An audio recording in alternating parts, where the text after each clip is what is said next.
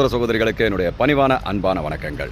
நம்ம ஒரு 6-7 ஷார்ட்ஸுக்கு முன்னால் பதஞ்சலி முனிவரை பற்றி பேசிகிட்டு இருந்தோம். அதாவது இந்த யோகத்தை யோகக்கலைக்கு அவர் ஆசான், அதாவது தந்தைனே சொல்லலாம். காரணம், அதை ஒரு 8 வித அங்கமாக நமக்கு பிரித்து கொடுத்து அதை ஈஸியாக்கினார். அதை நான் இன்னொரு தடவை அந்த 8 வித அங்கத்தையும் சொல்லிடுறேன்.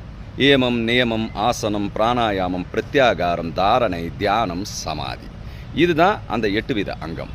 இப்போது இதில் முதலாவது அங்கமான இயமத்தை நாம் கடைபிடிக்கும் பொழுது நம்மளுடைய மனதை நாம் ஒழுக்கத்தின் நிலைக்கு கொண்டு வரோம். கட்டுப்பாடு இல்லாமல் இருந்த மனம் ஒழுக்க நெறிக்கு வந்துடும்.